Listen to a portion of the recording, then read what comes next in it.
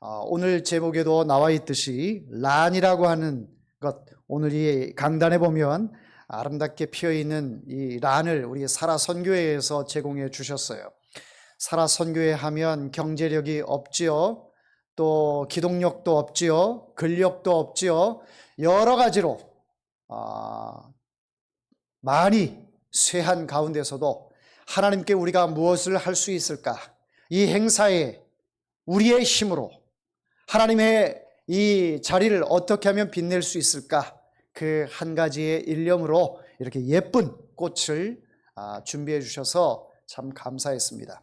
그런데 이 란이라고 하는 이 녀석이 주인공이 아님에도 불구하고 이렇게 행사 때 자기가 마치 주인공인 양 아름다운 자태를 뽐내는 것을 보고 제가 시샘을 했습니다. 지가 뭔데? 지가 주인공도 아닌데. 주인공은 오직 예수님이고 예수님의 자녀들이 이 자리에 모인 모든 사람들이 주인공인데 자기가 가장 예쁘다고 이렇게 자태를 드러내고 있습니다. 그런데요, 한 주가 지나고 두 주가 지나면서 이 란이 이제 활짝 핀 것은 참 아름답지만 꽃잎이 하나 둘씩 떨어져가는 것을 보았습니다. 꽃잎이 떨어지는 것을 보면서도 다른 꽃잎들이 많이 있기 때문에 괜찮았는데 이 밑둥을 보니까 그 밑둥에 그 윗잎은 푸릇푸릇한데 밑에가 이제 밤색으로 변하면서 죽어가는 것을 보았습니다. 그래서 몇 잎들이 떨어져 있는 그 모습을 보면서 제가 주워다가 쓰레기통에다가 버렸는데 그 가운데서 하나 안 버렸어요. 이렇게 여기를 보세요. 막 물이 떨어져요 지금. 요 위에는 푸릇푸릇하죠. 밑둥이 썩었습니다. 썩었어요. 물을 많이 준 것 같지는 않은데 여하튼 이 물을 한 두 주에 한 번 정도, 또 이 란이라든지 또 선인장이라든지 이런 것은 물을 자주 주면 안 되지 않습니까? 물을 저 모르게 또 다른 분이 주신 적이 있는지는 모르겠지만 여하튼 물을 많이 먹은 것 같아요. 그래서 밑둥이 이렇게 썩어 문드러졌습니다. 이 모습을 보면서 잘난 척 하더니 꼴 좋다 이런 마음이 들었습니다. 어떤 모습이에요? 이렇게 예쁜 모습이었는데 결국은 때가 되니까 이렇게 썩어 문드러지는구나 라는 생각을 하게 되었습니다. 이 란을 보면서 저는 생각을 했습니다. 우리의 인생도 저런 모습이었는데 낭낭 18세 때를 거쳐서 20, 30 가장 아름다운 인생의 그 황혼기들을 보내면서 참 멋있다. 내가 거울을 봐도 야 잘생겼네. 이쁘네. 이렇게 생각했던 것이 이제 옛날 얘기가 되었고 이제는 흰머리가 생기고 머리숱이 자꾸 빠지고 또 근력은 쇠해지고 이마의 주름, 왜 이렇게 팔자주름은 자꾸 생기는지 여하튼 여러분들 걱정이 이만저만이 아니시죠? 변해가는 여러분들의 모습을 보면서 이 앞에 있는 이 란을 보며 인생이 저렇구나 라고 여러분들이 격세지감을 느끼시게 될 것입니다. 성경도 그렇게 말씀을 하고 있어요. 우리의 인생을 가리켜서 들에 핀 꽃과 같다. 또 안개와도 같다. 새벽에 내린 아침 이슬과도 같다. 나그네와 같다. 이렇게 말씀을 하시면서 우리의 인생이 잠깐 있다가 사라지는 꽃과 같이 잠깐 머물다가 떠나가는 나그네와 같은 그런 인생이 바로 우리의 모습이 아닌가 싶습니다. 이런 인생인데 뭘 자랑할 것이 있으며 뭐 잘난 것이 있겠습니까? 하나님 앞에서는 모두가 다 그놈이 그놈으로 보이고 다 잘생겼니 못생기니 잘나니 못나니 가진 것 있느니 없느니 해도 다 똑같은 나의 살아가는 아들이고 살아가는 딸이야. 나는 너희들을 한 번도 편애한 적이 없어. 너의 생김새 가지고 너를 구원한 것이 아니야. 너의 가진 것 가지고 내가 너를 선택한 것이 아니야. 내가 너를 사랑하는데 무슨 이유가 있느냐? 부모가 자식 사랑하는데 이유가 있습니까? 그냥 사랑하는 것이지요. 미운 짓을 해도 얄미운 짓을 해도 때로는 부모에게 모진 그런 말을 해도 그래도 내 자식에 대해서는 부인할 수 없는 사실이지요. 그럼에도 불구하고 사랑합니다. 그것이 하나님 아버지께서 여러분을 향하신 사랑인 줄 믿습니다. 이스라엘의 위기가 닥쳤습니다. 근동 지역에서 가장 강대국인 아수르가 호시탐탐 각국을 노리고 있습니다. 주변국들을 하나하나 점령해 가는데 가시권에 들어온 나라가 어디였느냐? 바로 유다였습니다. 그 전에 이제 북이스라엘을 온전히 삼켰고 이제 북이스라엘로 만족하는 것이 아니라 남유다까지도 이제 집어삼킬 요량입니다. 그래서 그의 신하인 랍사게를 보내고 그 랍사게의 이 떠벌이 세치혀를 통해서 계속해서 이스라엘 백성들을 도발을 합니다. 너의 하나님이 강하다면 어찌하여 너네들을 이렇게 우리 신들 앞에서 벌벌 너희들이 떨게 만드느냐? 너희들의 왕이 강하다면 왜 우리 사내립 왕 앞에 이렇게 오금을 지리느냐? 이러면서 너의 하나님, 너희들이 섬기고 있는 그 죽은 바로 히스기야 왕 별것 아니다. 우리 신께서 정복하지 않은 나라가 있느냐? 우리 왕께서 정복하지 않은 나라가 어디 있느냐? 이러면서 너희들도 곧 그들과 같은 꼴이 되고 말 것이다. 이렇게 도발을 해옵니다. 그것도 유다 방언으로 이야기를 하니 유다 백성들이 다 알아듣습니다. 유다 백성들이 그동안은 자기의 정치인들을 통해서만 걸러 들어왔지만 이제는 직접 상대국의 적국의 수장이 그렇게 말을 하는 것이 생생하게 내 귀에 들리고 그 들린 이야기는 내 가슴을 지금 조여오고 있고 공포와 두려움으로 사로잡히는 그런 언사를 듣고 있는 처지에 놓이고 말았습니다. 이스라엘 백성들은 지금 이제 다 자포자기 상태입니다. 모든 것이 끝났다. 이제 우리가 그토록 하나님을 섬기고 하나님의 백성으로 자긍심 그 하나로 살아왔는데 저 애굽도 두려워하지 않고 다메섹도 두려워하지 않고 블레셋도 두려워하지 않고 했는데 이 아람이라고 하는 이 아수르라고 하는 이 나라는 너무너무 두렵다. 그 나라가 가는 곳곳마다 자기의 나라의 깃발을 꽂고 실패하지 않는 저 모습들을 보면서 이제 우리도 그들의 밥이 되고 말 것이다. 이렇게 생각을 하니 유다 백성들의 마음은 정말 하나님을 바라보는 것이 아니라 하나님에 대한 불평과 원망, 또 그렇게 믿어왔던 히스기야 왕도 이제는 아무것도 할 수 없는, 나에게 힘이 없는 것처럼 우리의 왕도 나와 별반 다른 것이 없는 그 모습을 보면서 백성들은 이제 모든 것이 자포자기 상태에 놓이고 말았습니다. 그런 가운데 히스기야 왕은 이제 마음의 결단을 내리게 됩니다. 과거의 그의 행적을 보면 때로는 애굽을 의지하기도 하고 때로는 아수르가 두려워서 금이며 은이며 성전에 있는 거, 왕궁에 있는 거 다 베껴다가 다 조공으로 바쳤지만 그들의 야욕은 여기서 그친 것이 아니라 내가 정말 원하는 것은 금이요 은이 아니라 너희들 나라다. 너희 나라를 내가 원하는 것이지 금, 은 우리나라에도 많아. 그런 것을 원하는 것이 아니다.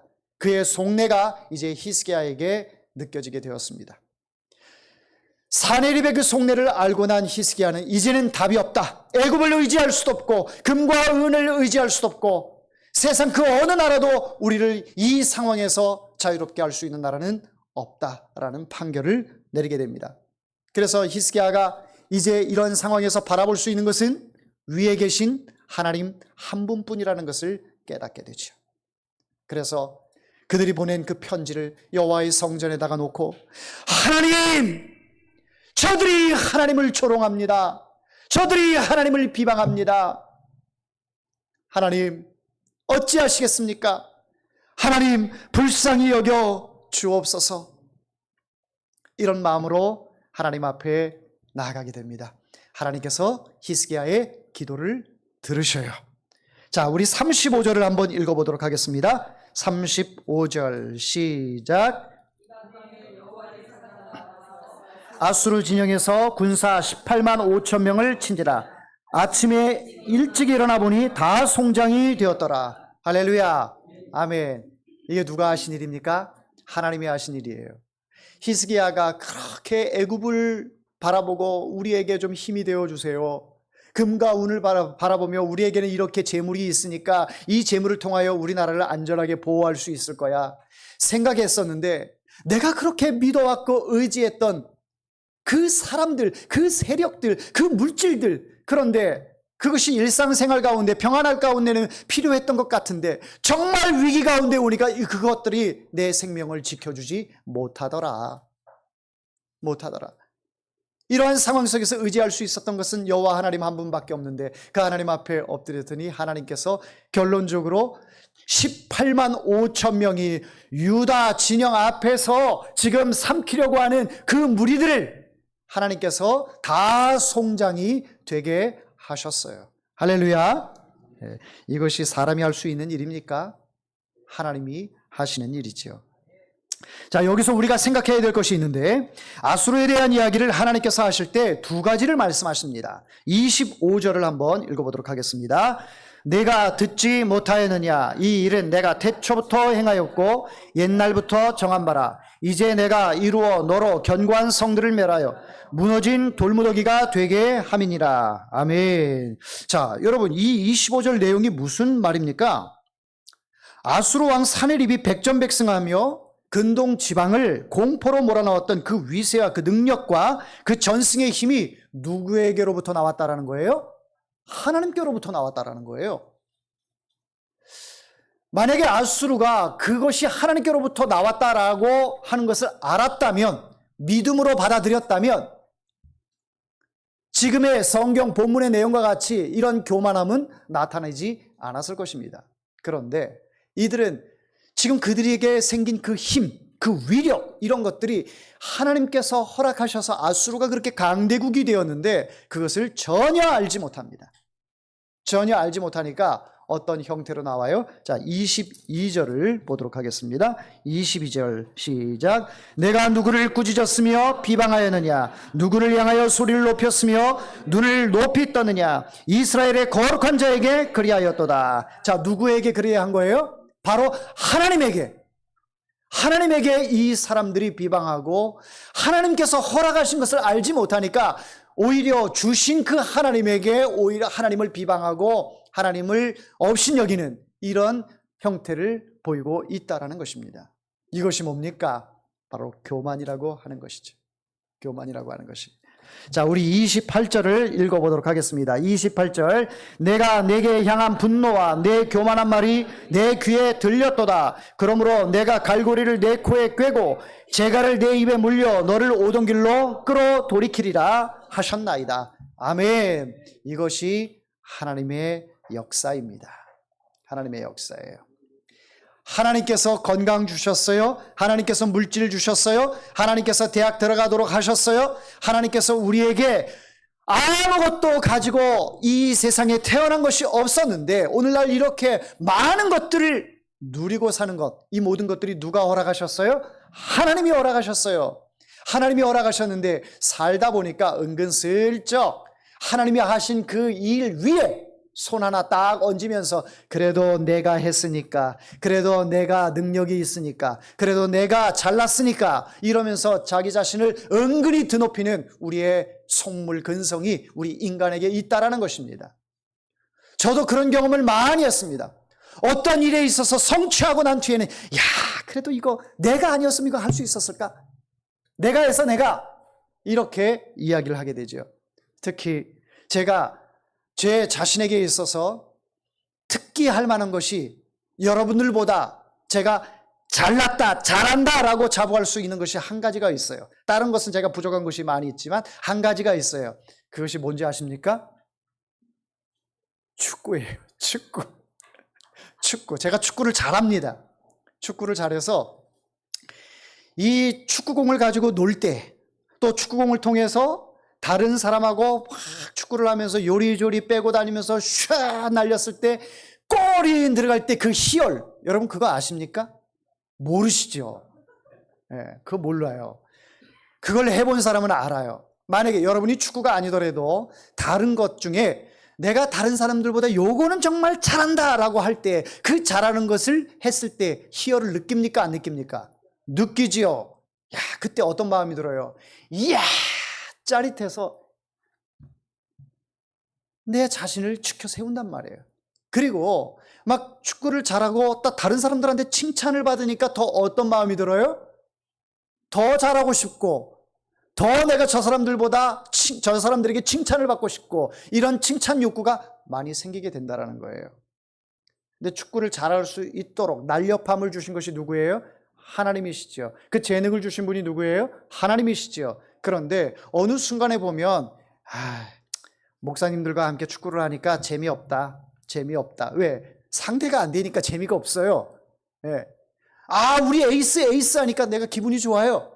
그런데 참 하나님이 그러한 모습들을 보시면서 아이고 참 교만의 극치를 달리고 있구나. 그래서 다리를 똑 부러뜨리셨어요. 그래서 제가 전방 십자인대를 수술을 하게 되었어요. 축구가 이제는 나에게 있어서 희열을 느낄 수 있는 그런 도구가 아니고 이제는 옛날이여가 되고 말았습니다. 이제 다리가 불편하니 축구하기가 참 어렵습니다. 계단 내려가는 것도 쉽지가 않습니다. 이 교만함을 하나님이 보시고 딱 부러뜨린 것 같습니다. 그러다 보니 참 이 교만이라고 하는 것, 오늘 본문 말씀에 나오는 사내립의 모습이 나의 모습이었다라고 그런 생각이 듭니다. 여러분 타짜 영화를 보신 적 있으십니까? 타짜 영화를 보신 분들은 잘 아실 거예요. 거기에 이렇게 탁 화투를 2장을 들고 이렇게 합니다. 화투 2장을 든 것은 뭘 하려고 하는 거예요? 섰다 여러분 아십니까? 예, 이 화투 가운데 뭐 고스톱도 있고 미나토도 있고 섰다도 있고 뭐 여러 가지 형태가 있는데 그 가운데 섰다 2가지 이 패를 딱 들고 싸움하는 거예요. 신경전을 벌이는 겁니다. 상대방이 어떤 패를 가지고 있는지 나는 몰라요. 그러나 나에게는 뭐가 있어요? 배짱이 있어요. 배짱. 내가 가지고 있는 것은 2끝밖에 되지 않지만 상대방이 뭐 장땡을 가졌든 뭐 더 높은 거를 가졌든 쫄지 않아요. 계속해서 2끝 가지고 승부를 거는 거예요. 1,000,000원. 그럼 상대방이 높은 것 가지고 있으면 나도 1,000,000원. 그래? 1,000,000원 받고 2,000,000원, 3,000,000원, 1억 막 계속 거는 거예요. 그러면 상대방이 쫄게 되죠.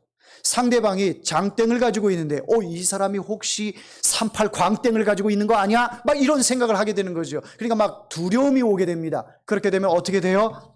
탁 내놓으면서 죽었어 그러는 거예요.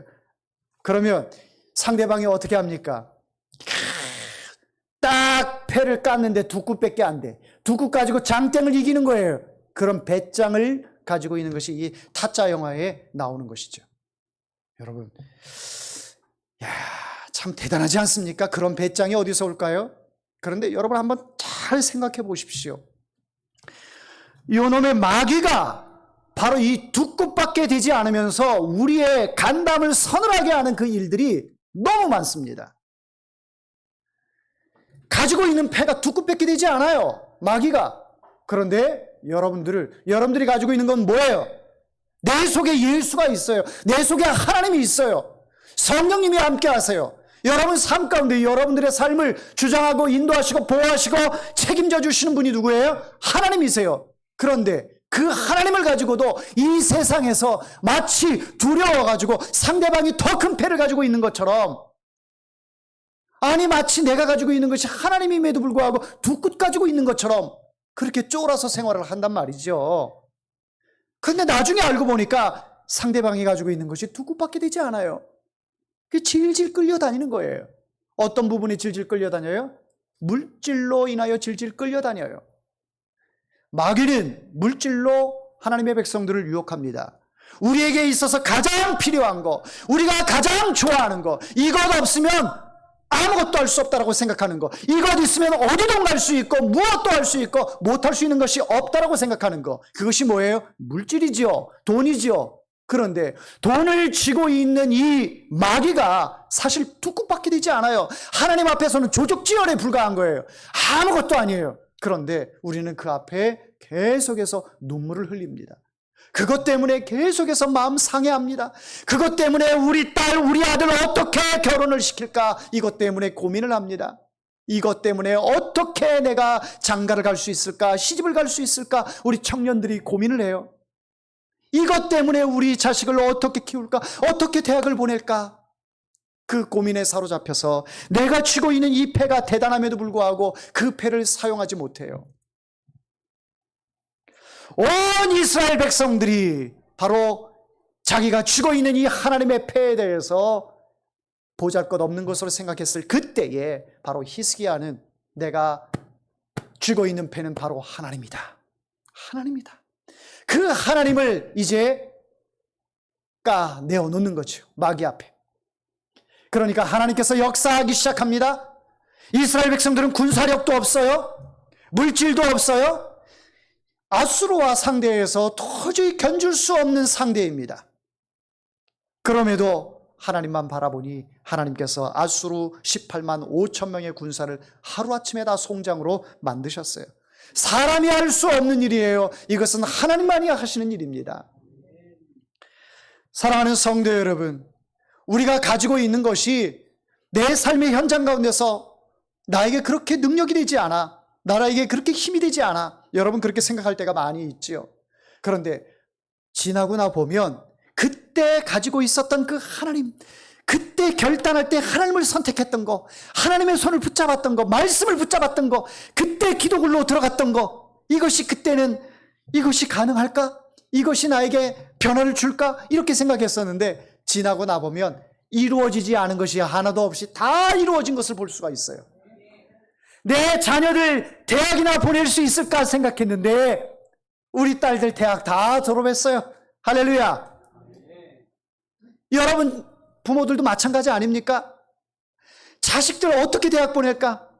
유학 간다고 하는데 내 수중에는 돈이 없는데, 아무것도 없는데 어떻게 유학을 보낼 수 있을까? 뒷바라지 할 수 있는 것이 없는데, 그래 내가 비행기 표 하나는 끊어줄게, 그 뒤에는 엄마는 몰라, 이렇게 했는데 그 아이가 유학 가서 잘 공부하고 학위까지 받아서 오고, 이런 일들이 우리 주변에 비일비재하게 있다라는 거예요. 지나고 나 보니까 그 걸어온 인생이 내 힘으로 된 것이 아니라 하나님께서 하나하나 이루어 가셨구나. 여러분, 지금 아수르에게도 아까 우리 25절에서 읽었듯이 그의 그 아수르에게 힘을 주었던 거, 그 위력을 주었던 거 하나님께서 주셨어요. 그러면 그 사람들이 하나님이 주신 것을 알고 겸손하게 주변국들과 협력하면서 주변국들과 좋은 관계를 지냈다면 얼마나 좋겠습니까? 하나님께서 선택한 이스라엘 백성들을 건드리지 말고 이스라엘 백성들이 섬기는 그 하나님을 바라보면서, 야, 저들이 작은 나라에서도 하나님을 섬기니까 저렇게 행복하게 잘 사는구나. 그 아수르가 그 모습을 봤으면 우리는 이렇게 나라가 큰데도 웃음이 없고 또 자꾸 죄가 범람하고 자꾸 남의 것을 빼앗고 싶어하는 이 마음이 있는데, 저 이스라엘이라는 나라를 바라보니까 욕심도 없고 그 가운데서도 자급자족하면서 하나님께 제사를 드리며 기뻐하는 저 사람들, 이렇게 겸손하게 살았으면 얼마나 좋았을까요? 그런데 그러지 않고 결국에는 하나님을 향하여 대적할 때 요나 선지자를 통해서 니느웨, 아수르의 수도인 니느웨가 멸망할 것이다, 하나님 앞에 회개하라, 그 외침 한마디에 니느웨가 회개를 하고 백성들이 다 하나님을 섬긴 것 아니겠습니까? 그들에게 복음이 들어갈 기회에 복음을 받아들였어요. 그런데 지금의 시점에서는 복음을 받아들인 것이 아니라 자기의 이 강함만을 자랑을 하고, 그 강함을 자랑하면서 하나님을 향하여 비방하고, 이스라엘 백성들뿐만 아니라 히스기야 왕에 대해서 힘없는 사람, 힘없는 왕, 백성들에게 아무것도 줄 수 없는 유약한 왕, 이렇게 비방할 때에 하나님께서 그 교만의 소리를 들으신 것이죠. 그 교만한 소리를 들으시고 마치 겉은 푸르고 겉은 잘나 보이고 겉은 강대국인 것 같고 아름다운 자태를 뽐내는 이 란과 같이 보이지만 이렇게 밑둥을 썩어져 버린 그 모습이 뭐예요? 바로 아수르라고 하는 것이죠. 그런데 문제는 뭐냐면 하나님을 알지 못하는 그 나라들, 그 백성들은 이렇게 밑둥이 썩어버린 란과 같은 그 모습이 당연해 보일지 모르는데 왜 하나님의 백성들이 그렇게 아수르의 모습과 같이 밑둥이 썩어버린 그런 란처럼 그런 모습으로 살아갔느냐, 이겁니다. 하나님의 백성인데 하나님으로 인하여 내가 기뻐했고 예수님을 만난 그 감격 때문에 밤잠 이루지 못하고 하나님의 말씀에 힘입어서 눈물을 흘려하며 감사하고 성령께서 내 속에서 막 뜨겁게 역사하심을 통해서 정말 이 감동을 주체할 수 없었던 그런 일들도 있었는데, 왜 삶을 살아가면서 더 위에 계신 하나님을 바라보며 우리의 신앙이 계속해서 올라가야 하는데 그렇지 못하고 계속 하얀 곡선을 내리냐 이거예요. 여러분, 하얀 곡선 내려가면은 어떤 사람들이 슬퍼합니까? 주식하는 사람들 죽어나갑니다. 우리의 신앙이 하얀 곡선을 내리면 누가 슬퍼하세요? 하나님 아버지가 슬퍼하는 거예요. 우리를 향하여 하나님의 형상을, 우리의 형상을 따라 우리가 사람을 만들자 해서 하나님의 형상을 따라서 사람을 만들었는데, 우리가 하나님의 형상을 닮은 자들인데, 이 하나님의 형상을 닮은 자들이 이제 두 끝밖에 되지 않은 그 사단의 괴략에 빠져서 계속 이 세상에 살면서 슬퍼하고 근심하며 걱정하면서 살아가고 있어요. 무엇 때문에?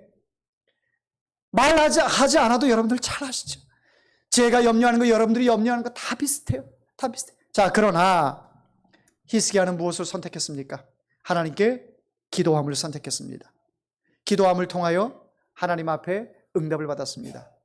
여러분, 밑둥이 썩은 것 같으나 썩지 않은 사람들이 있어요. 여러분, 베드로를 보십시오. 베드로는 예수님이 십자가에 달려 죽으시기 전 3번이나 부인했던 사람이에요. 3번이나, 그것도 저주하며 맹세하면서까지 말을 했던 사람이에요. 누가 봐도 저 사람의 신앙의 밑둥은 썩어졌어요. 겉은 사람처럼 보이고 신자처럼 보이지만 그 속에 주님에 대한 배신, 주님을 멸시하는 그 마음, 저주하며 맹세하는 그 마음이 썩어 문드러져 있는 베드로의 모습을 보았습니다. 사람들은 그의 밑둥이 썩어졌다라고 생각을 했어요. 그러나 그가 다시 주님을 만났습니다. 히스기야가 하나님 앞에 기도를 선택했던 것처럼 베드로가 통회하며 자복하는 것을 선택했습니다. 예수님, 제가 잘못했습니다. 그랬더니 예수님께서 썩어 문드러져 있는 것을, 마치 에스겔 골짜기에 마른 뼈가 생기가 불어넣어서 그가 사람들이 군대가 되었던 것처럼 베드로의 마음속에 썩어져 있던 그 사람이 예수님을 만나고 나니 다시 회복이 되어서 이제는 자기의 생명을 아까워하지 않고, 자기의 생명 때문에 아까워서 예수님을 부인했지만 이제는 생명이 아깝지가 않은 거예요.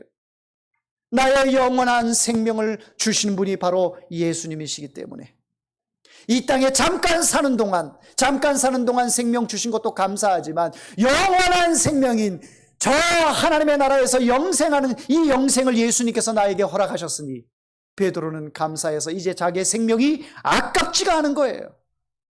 그러나 밑둥은 썩어 문드러져 있고 겉은 화려했던 그 사람, 결국은 그 밑둥이 썩어 문드러져서 자살로 일관하고 하나님께 자복하고 회개한 것이 아니라 그저 자살로 자기의 죗값을 치른 그 사람이 누굽니까? 가룟 유다. 예수님과 누구보다도 가까운 사이에 있었어요. 항상 지근거리에 있으면서 예수님이 하시는 모든 사역의 회개를 맡아서 일을 했던 사람입니다. 회개를 맡는 사람은 어떤 사람이 합니까? 가장 믿음이 가고 신뢰가 되는 사람이 하지 않습니까? 개를 운영할 때 그 개의 회개를 누가 담당합니까? 개주가 담당하죠. 가장 믿을 만한 사람이기 때문에 그렇습니다. 제자들 12명 가운데 가룟 유다가 셈도 빨랐겠지만 예수님에게 있어서는 누구보다도 신뢰가 가는 사람이었어요. 그런 사람이, 가장 가까웠던 사람이, 가장 예수님이 십자가에 못 박는 데 있어서 선두 역할을 했던 그 사람이 바로 가룟 유다였다라는 거예요. 겉은 화려해 보였습니다. 사람들이 볼 때에 대단한 사람이다, 가룟 유다를 부러워했습니다. 그러나 그의 밑둥은 돈에 자기의 삶이 썩어 문드러지는 것을 깨닫지 못했던 것입니다. 돈 때문에 그 사람이 썩어졌어요. 사랑하는 성도 여러분, 오늘 이 본문 말씀을 통해서 우리가 짧은 인생 사는 동안, 우리는 이 짧은 인생 동안 잘 먹고 잘 살기 위해서 신앙생활하는 거 아니잖아요. 잘 먹고 잘 살기 위해서 교회 다닌 거 아니잖아요. 우리의 영원한 본향, 바로 하나님의 나라, 저 천국에 우리가 가야 할 곳이 있고 우리를 기다리고 준비하고 기다리시는 분이 계시기 때문에 그분을 만나야 되기 때문에 영원한 하나님의 나라, 그 영생의 나라, 그곳에 저와 여러분이 함께 가야 하지 않겠습니까? 그러기 위해서는 원수마귀가 두 끝밖에 되지 않는 거 여러분 두려워하지 마시기 바랍니다. 오직 나의 삼팔광땡인 하나님, 그 하나님이 내가 들고 있는 패인이 두려워하지 마십시오. 아무리 상대가 100억을 걸고 1000억을 걸고 수조를 건다 할지라도 조금도 흔들리지 마시고 하나님만 바라보고 승리하는 저와 여러분이 되기를 주의 이름으로 축원합니다. 기도하겠습니다.